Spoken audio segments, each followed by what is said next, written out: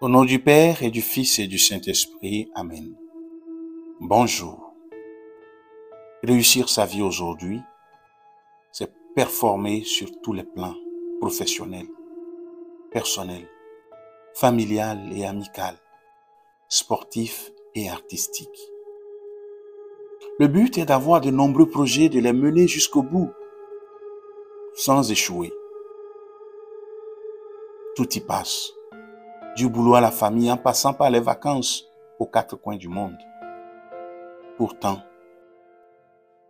le modèle chrétien que nous donne la Bible et l'exemple de Jésus est tout autre. Réussir sa vie serait parvenir à accueillir, puis à aimer sa fragilité. Commençons notre méditation. Je suis confortablement installé.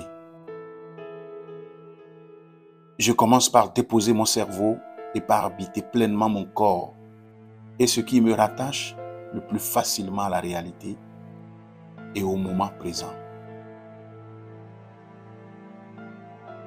Mes fragilités, ce sont toutes ces choses que je n'ai pas choisies. Ils m'ont été imposés par la vie.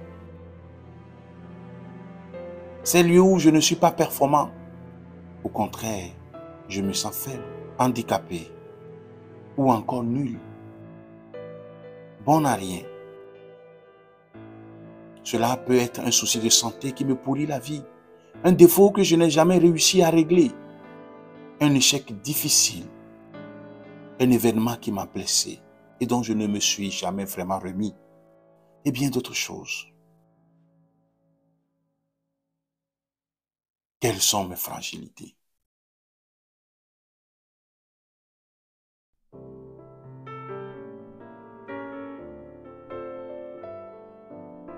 Comment est-ce que je vis mes fragilités? Suis-je en colère contre Dieu ou contre la vie? Suis-je découragé, peut-être même désespéré? Ou ai-je commencé à réussir à les accepter? Si oui, qu'est-ce qui m'a aidé?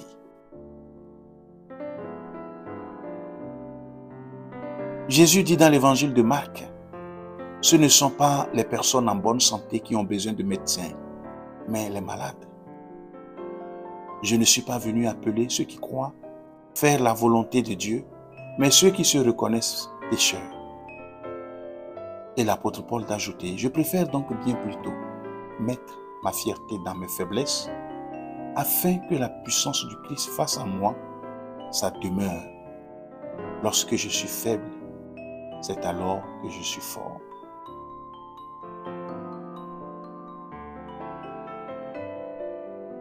J'ai le droit de ne pas comprendre. J'ai le droit d'être en colère. Dieu n'est-il pas censé être bon? Mais je peux aussi essayer de faire confiance à ces paroles de la Bible, au moins aujourd'hui. Jésus est venu pour moi, que je sois malade d'une manière ou d'une autre. Et si j'accepte cela, le Seigneur me donnera d'expérimenter que si je le laisse habiter mes faiblesses, alors ma fragilité deviendra ma force. Je répète en silence, tu es venu pour moi. Ou bien, lorsque je suis faible, c'est alors que je suis fort.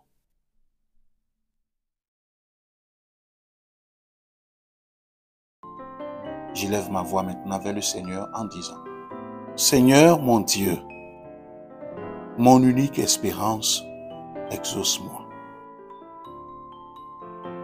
J'ai tout remis entre tes mains. Ce qui m'accable et ce qui me peine, ce qui m'angoisse et ce qui me gêne, et le souci du lendemain. J'ai tout remis entre tes mains, le lourd fardeau traîné naguère, ce que je pleure, ce que j'espère et le pourquoi de mon destin.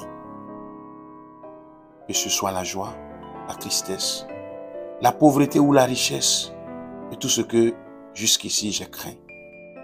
Que ce soit la mort ou la vie, la santé, la maladie, le commencement ou la fin, car tout est bien entre tes mains. Bien que dans l'épreuve, aujourd'hui, je crois. Amen. Que Dieu Tout-Puissant vous bénisse, le Père et le Fils et le Saint-Esprit. Amen. Merci d'avoir suivi cette méditation. Agréable journée et à la prochaine.